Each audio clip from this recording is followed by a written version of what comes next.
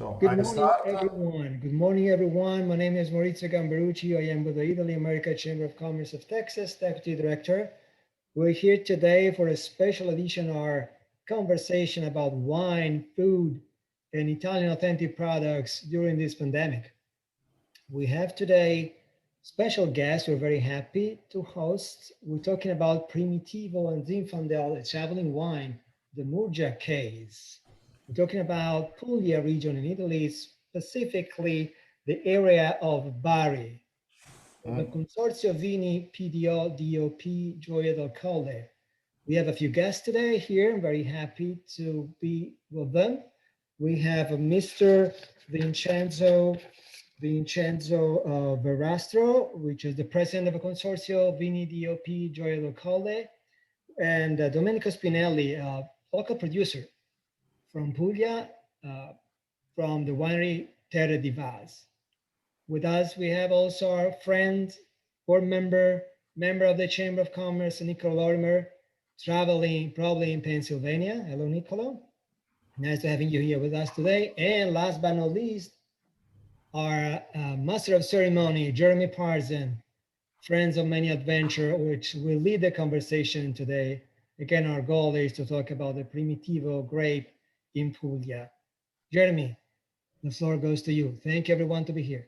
Thank you, Maurizio. I'm really glad to see you guys, and I'm really excited to talk about Primitivo and Gioia del Colle. And on our pre-call, we were talking about how Americans have a whole new Primitivo to discover. So I love what Vincenzo, if it's okay, we'll start with you. Yeah. You're director of the consortium of Gioia del Colle. I've been to Gioia del Colle, of course, and it's the one hilly part. Unfortunately, though, not a lot of Primitivo from Gioia del Colle comes to America, and we need to change that. That's what we're working on today, right? The fantastic wines. These are hillside wines, which you can't say about everywhere else in Puglia. Vincenzo, you guys created a program, you called it the Traveling Vine. And Primitivo, obviously, is a great variety that historically, California, Puglia, even ex-Yugoslavia. It's an international grape variety that starts to show up in the 18th century. Tell us why you called your program the Traveling Vine, right? The case of the Murgia case sounds like a detective novel. Sounds like It's quite easy to start. Can you hear me, please? Or can you hear me? I think so. Yes, it's quite easy to speak about a traveling wine because since the beginning, the Primitivo wine was a traveler. I mean, I'm an agronomist. I'm even a researcher, a PhD in food quality, and a director as well of the consortium. And one of my different studies was about the origin of Primitivo. And as you probably know, Jeremy, it does not belong totally to Puglia region, but belongs more to the Balkan areas. Mm-hmm. From the Balkan areas, probably due to the migration of some population around, probably we think about 14th century, there was a shift of these rootstocks or whatever they were at the moment, because rootstocks comes after, only from a couple of centuries, here in Puglia, traveling through the migration of population, dominus, or whatever it happens. But as you know, the traveling is, so we are coming from the Balkans. And my recent studies told me also that in Croatia and in Montenegro, there are some certain origin of it. But the first place in the world in which the Primitivo took his name was here. Just not far from where I am. I'm now in Gioia del Colle, the town that gives the name to the denomination. And 3 kilometers away from here, an old priest at the end of 18th century decided to identify some specific characteristics of this spreading among the town vineyards. These vineyards were not so similar, but some of them could be considered like a sort of muscle selection. It was ante litteram, we say in Italian. It was one of the first, in order to see what is going to flowering later than the other clones that were around or similar to that, and was grapening before. And so this was the early stage of the mass selection then from our local priest, because it was the priest of the most important church in Gioia del Colle, the central one. Francesco Filippo Indelicati is the name of this ancient man. And he decided to call it, because it was flowering after and ripening before, Primativus. Primativus is a Latin term that means before the others, as you know. Now, after this, immediately after, not more than a couple of 20 years probably, after marriage, there was the other trip. And so it goes from the north, from this part, we are more or less in the central part of Puglia, to the southern part of Puglia, near the sea, where it became very important, as now they know as Primitivo of Manduria. But in the meanwhile, during several travels, or probably for war reasons, some of these crops were even shifted to United States. Mm-hmm. And as you know, some of them tried to transplant in exactly where I do suppose that you are now. You are in San Diego, as far as I know. So it means that on the west coast of America, someone did the transplantation of this kind of crops, named as Zinfandel. But, and this is an ancient tale, but I don't want to spend many times, I'm speaking about the 60s, two professors, one of them has been my professor, Professor Martelli, that I used to have as a friend since he passed away a couple of years ago, and Professor Gusen, coming from Davis University, were having dinner together in Bari. And Professor Martelli proposed to Professor Gusen a local Primitivo, that was the one coming from Gioia del Colle. Professor Gusen said, come on, you're taking me. This is not a Primitivo. This is a Zinfandel. No, this is a Primitivo. No, this is a Zinfandel. You can imagine. But differently from the other kind of people who were teaching or discussing about around a glass of wine, they decided to go deeper in it. And so they established a research line done between Davis University, Bari University, even with the Croatian University. And at the end, they acquired that Zinfandel and Primitivo as the same root. They come from the same origin, with some genetic and genotypic differences, of course, because everywhere you settle a new vineyard, there is a change. But this is another testing or another, let's say, proof that the Primitivo is a traveling wine. One of the things that's so interesting about what you're saying is, we know that Primitivo originates in the Balkans, that comes to Italy, comes to Puglia. People don't realize that two things to remember. Puglia until the 18th century was part of the Venetian Republic, right? And right. It was just the coast. But it was one of the most important hubs for commerce. We don't think of Puglia like that today but in the ancient world, before the modern era, it was the hub where everything came through. The Greek, going back to the Greek colonization, but especially during the time of the Venetian Republic.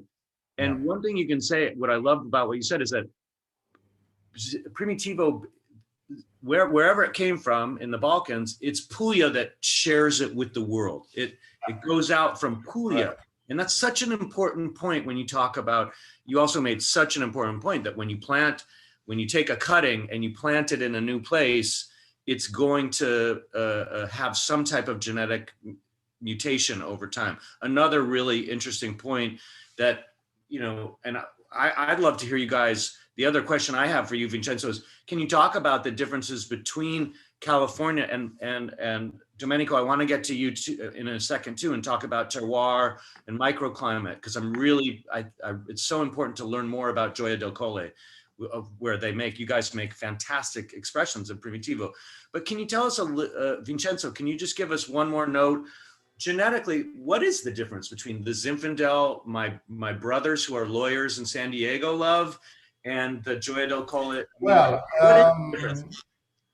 thank you for the question, Jeremy. The point is that the genetic origin is more or less the same. The point is that there are several, let's say, differences between genetic part, between the one that was selected in Croatia, the one that was selected in other part of Balkans, the one selected here in Gioia del Colle, and the one probably as clones selected in Manduria, and of course there is a big difference according even to the changes that happens between the West Coast in general of United States and there. But the point is that when you speak about wine, it's difficult to speak about DNA because things change during different process, maturation, and fermentation. When you speak about crops, the DNA more or less you can consider it stable. That's why the common roots are there. But as all the other vineyards differentiated themselves, another big example is the Grenache that you have heard about in the Mediterranean Sea. That everywhere you go, you find someone that is, I have the Grenache, I have the Grenache. Anyone has got, but who is the real owner, we really don't know. The only thing that is sure is something that can help you telling the story. The story is that. And this has been proved from several books, historic and whatever. Of course, we can't go back in time till 5, 6, or 7 centuries ago, because in that time there were no only oral testimonials can be the one that you can find. The written one are the one that I told you before. The first harvesting of Primitivo, 100%, is 1800 here. Liponti Contrade, who is 3 kilometers away now from the center of Gioia del Colle, in which we have the historical vineyards that we, of course, rebuilt because it was not possible to have the one of 2 more than centuries ago. But we have the origin of it. Then everything is what happens normally in the life of humanity. Everyone wants to bring with him what he cares for. And that's why they bring the Primitivo wherever, in Manduria, in other parts of Italy, and of course even in California or in USA. I think that, and I've tasted a lot of Zinfandel, of course, and even when you taste with the, the famous Moon, I can't remember, but the historic place where Zinfandel was first grown in California, it's called Moon Valley or something. It's part of Pomona. Moon Valley. Sonoma. Pomona, yeah. Those wines are so different. They're grown in different soils. They've been there for a long time. So they've really, in my mind, just as a taster, they're, and then you throw into that, they're very distinct. The California type and especially Gioia del Colle to me is a very special expression. It is the spiritual homeland of Primitivo. And it's, to me, the greatest expression. I'm sorry for all my friends who are in other parts of Puglia, but Gioia del Colle is the one. It's the best in my view. But there, you throw into the California mix, the oaky style, the concentrated style. You got a lot of growers in California who are yeasting, who are inoculating, and to try and get the classic style of wine. My brothers, the lawyers, the power lawyers in San Diego, they want an oaky, jammy Zinfandel. And so you get this like totally different animal than, I mean, if you weren't an experienced taster, you would taste Gioia del Colle and an oaky fruit bomb California Zinfandel. You're like, what? Why are we even talking about the relation? They're so different. Now, Domenico, it's funny. So a lot of the Primitivo that comes to the United States from Puglia actually doesn't come from Gioia del Colle. We don't have a ton of Gioia del Colle in the market, yet Gioia del Colle is, as Vincenzo explained historically, is the spiritual homeland. Can you tell us, you're a grower in Gioia del Colle, what makes, historically we have Primitivo from Manduria, which is on the western coast, which tends to be really big and bold in style. We have a lot of Primitivo now today grown in Salento, I would say, but Gioia del Colle, tell us the differences about terroir and soil types, exposure. What makes Gioia del Colle such a unique expression of Primitivo? Thanks, Jeremy. So let me just add some details about the historical overview made by Vincenzo Verrastro. So I'm the secretary as well of the consortium. Primitivo is an expression of a special land, but we underestimate the anthropology of the wine, because in our wine culture, there are many influences. One is from the Balkans, for sure, because the refugees were invited by Miguel Vaz in 17th century to populate the area. around the Gioia del Colle, Casa Massima, and San Michele di Bari. And from the Balkans, we receive a lot of influence in terms of know-how. This know-how was was about the fermentation, was about the cultivation of the vineyards. And we had as well influence by Spain and Portugal using the wood. So this is the anthropology of the wine. If we want to go deeper into the terroir, Murgia is a plateau. Is more ancient than Alpines, comes from the Mesozoic, the beginning of the Mesozoic. Domenico, I just want to throw in one thing for our viewers today. And I love what you're getting. Remember, guys, that when you're in Puglia on a clear day, you can see Albania across the sea. Sure. You have to remember, we think of Italy as being detached from, but if you go to the beach on a summer day in Puglia, you literally can see the Balkans so it's important. I just wanted to point out how tightly related. Yeah, Jeremy, I didn't mean to interrupt, but I just wanted to throw that. This relationship is still strong. It's still strong. Yeah. So we produce elegant wine and dry wine since the 7th century.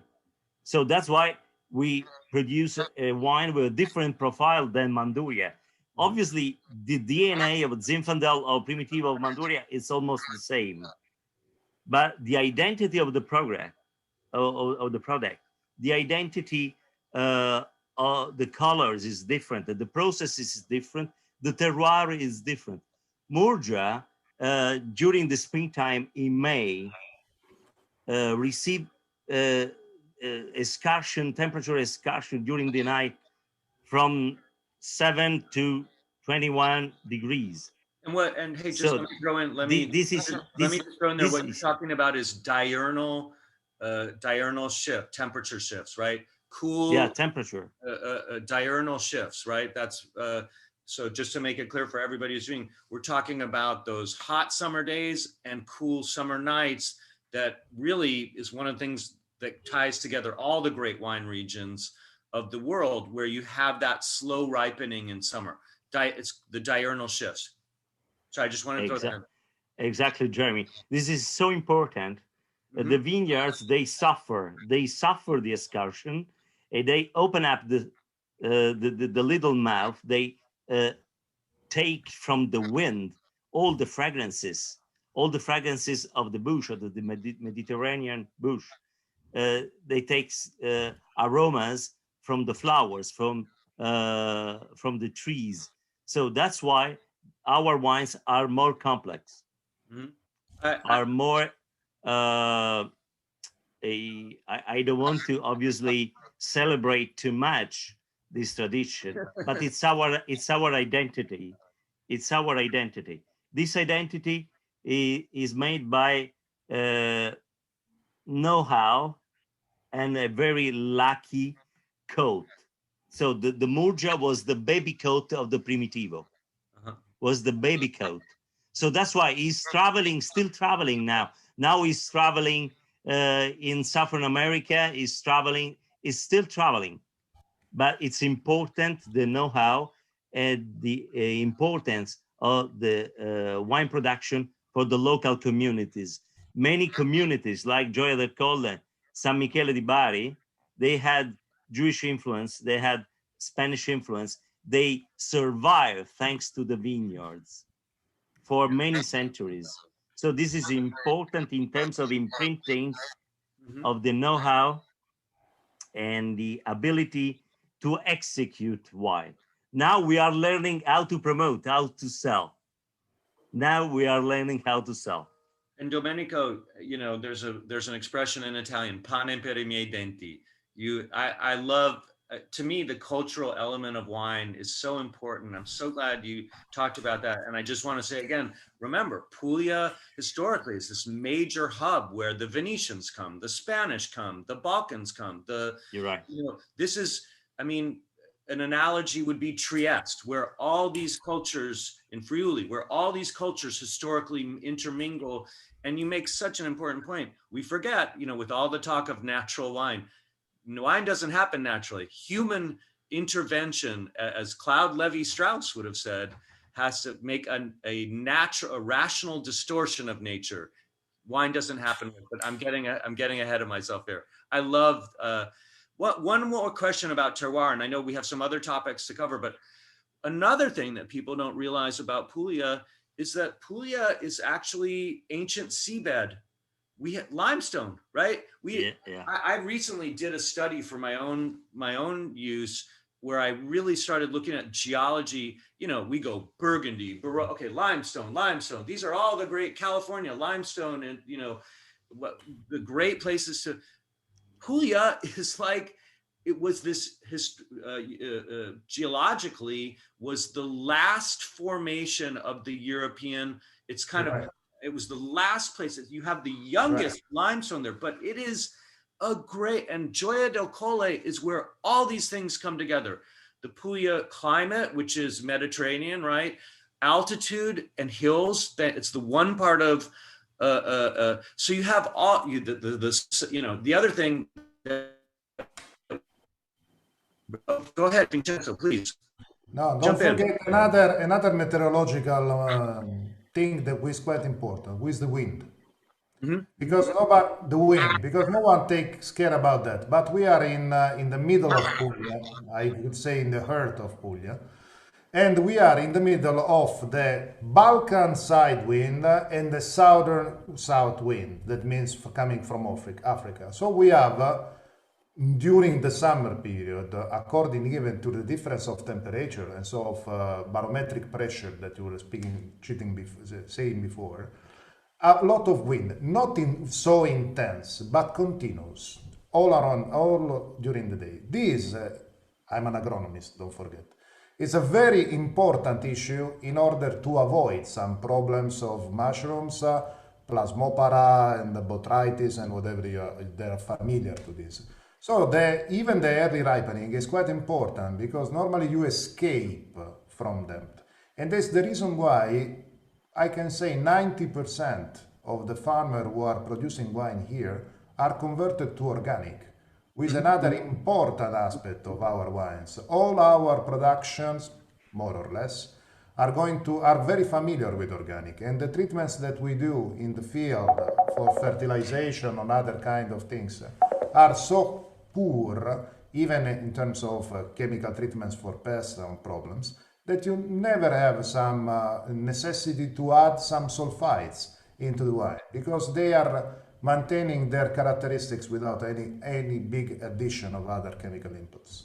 Now, you said another so important thing about the ventilation, right? It's such a, remember, Puglia is this peninsula at the top of the Mediterranean. It's such a unique place in the world. I mean, I'm always inspired by the beauty of Puglia, but its uniqueness. There's no place geologically, topographically. It's such a unique place in the world. And before we need to talk to a little bit about market trends for this call, and I want to hear your guys' thoughts about that.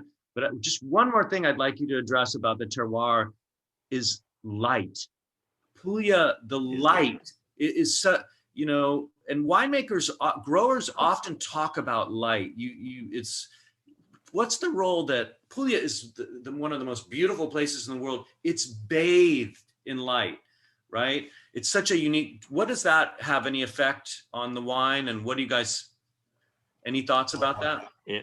So many influences are linked with the structure of our peninsula. We call Puglia Peninsula inside the peninsula. Yeah. Yeah. Originally, Puglia was made by three merging lands. And the first was on the north, so Daunia.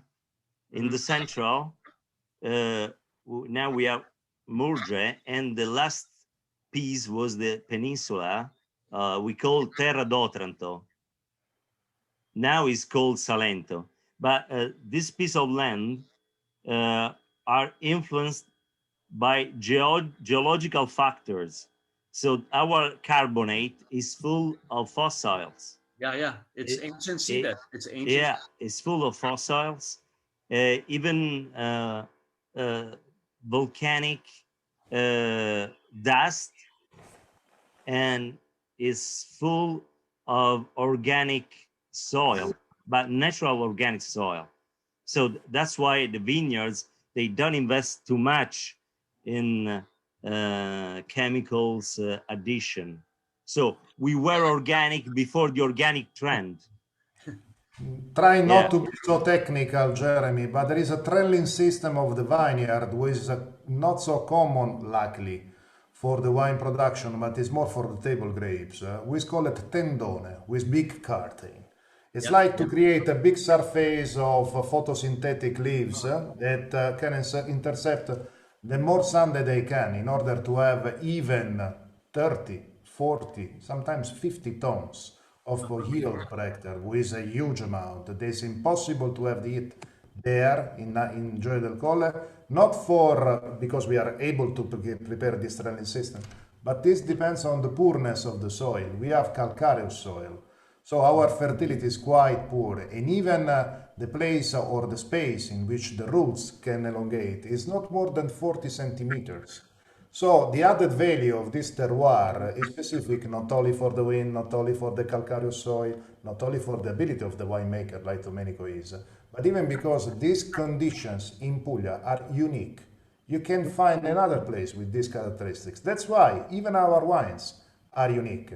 And returning to your previous question about Zinfandel, you can have differences between the same Primitivo planted and grafted and cultivated here in Gioia del Colle, and not so far, it's 50 kilometers south, in Manduria, in which you can have even the same clones, but the wine will be completely different. Because we are based on chemical and on meteorological aspects that are completely change, define, let's say, the taste of the wine. I'm also a wine tester, but anyway, I don't want to mess too many No, things. that's such an important point. I mean, again, going back to the traveling vine, Primitivo takes a different expression. It's so influenced by the terroir where it's grown. It's such an interesting grape that connects so many things. Now, we don't have a ton of time here, but I know we want to talk a little bit about market trends. And I've been writing about Italian wine for 20 years. I remember the time in New York. Who remembers Nicola Marzovilla in New York? And he opened Etruly, and it was a Pugliese. He had it was kind of this great moment for Primitivo. I remember sitting with Cesare Casella and Daniel Boulud at the bar at Etruly and pouring them I worked there at Etruly and pouring them Primitivo, and they were like, "Wow, we didn't even know." This is fantastic. Primitivo still hasn't broken away from. Let's be honest, it hasn't. It has a marketing and image problem. Man, I can. When I ran a wine list in LA, people would come and say, "Oh, I don't want Primitivo. I want no," and I would say, "Let me pour you Gioia del Colle." I'm not making this up, and I would convert people saying, "I had no idea that Primitivo could attain, again, that freshness." The thing that's about Gioia del Colle is the freshness, the purity of the fruit. They're amazing wines. I would blow people away. I'd say, try a Gioia del Colle. It'll blow your mind. And it worked every time.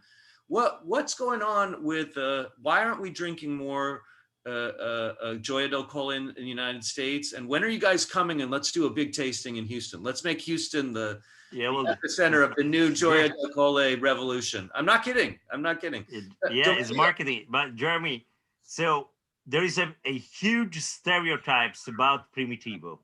Mm-hmm. So the challenge is overcome a sort of prejudice, because Primitivo is the most common wine, maybe worldwide.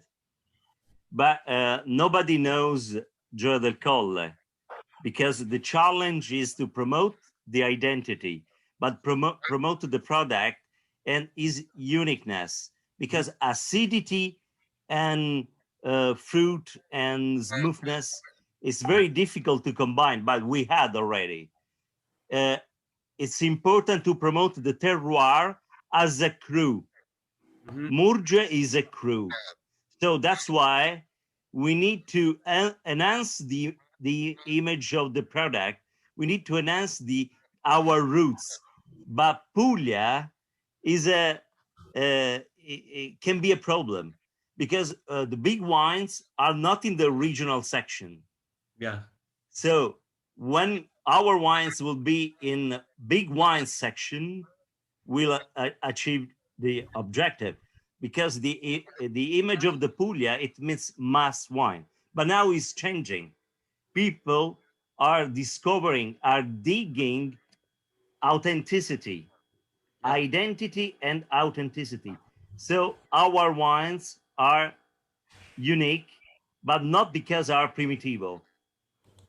You know what I say? So I love we it. need to stop to sell primitivo, but we need to start in selling new product with strong identity, because primitivo can be sometimes somewhere in top restaurant misleading.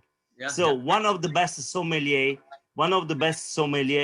in Italy is proposing Gioia del Colle wines as a big wine. This is a new event. So we produce complex wine. We need to discover, to share new fragrances, new taste. So that's why we are building, thanks to the consortium all together, we are building a new image of the Primitivo. Yeah. So very tricky, but this is the challenge. Domenico, I'm going to make a T-shirt that says "Murgia is a crew." I love that. Murgia is a crew. Okay. I need a T-shirt. I need a T-shirt that says, "Guys, you need to start." Murgia is a crew, but geologically, in terms of civilization, so it's a small piece of the central Puglia, where you can find the ancientest tools to grow the vineyards, the ancientest tool to graft the vineyards, to take care of. This is an experience. So now we need to involve customers worldwide, from US, from China, and share this experience, this unique experience. In this case, Manduria has a different image. So it's important, but it's not us. No, well, I'm here as we may jump in just 1 second from my car traveling. I've been listening, and I'm here as a witness, and not trying to push it, but the communication, the being able to learn, the things that we are doing today with the Chamber of Commerce, with the Gruppo Italiano that our friend Nicola Mardovilla you were talking about is a member of.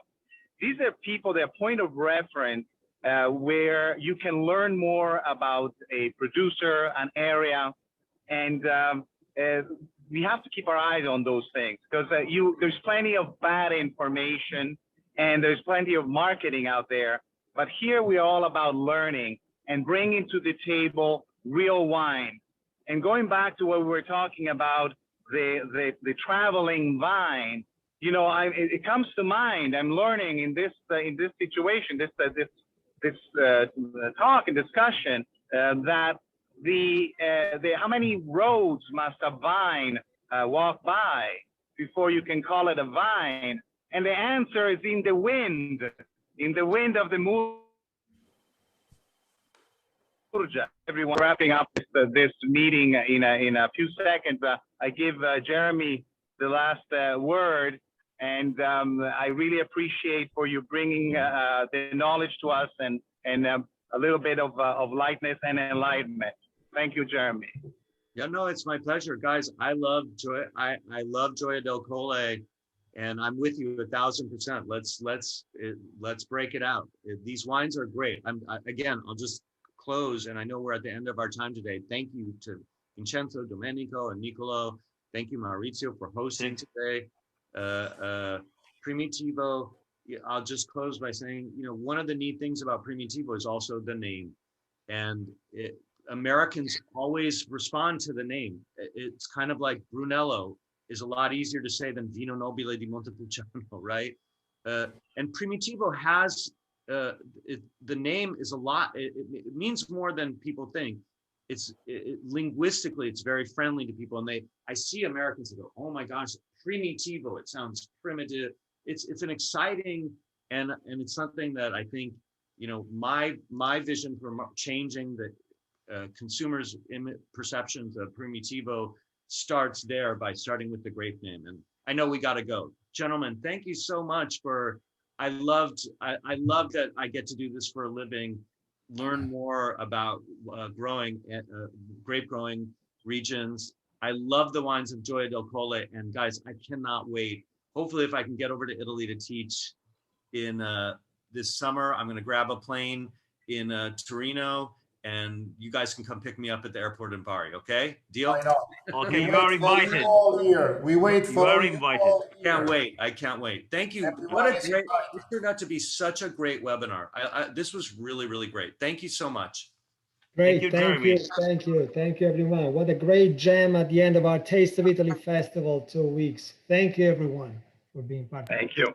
Bye-bye. Thanks, Maurizio. Bye. Thanks. Thank you. Anytime. Bye, Vincenzo. Ciao, Bye. Domenico. Bye-bye. Ciao. Bye.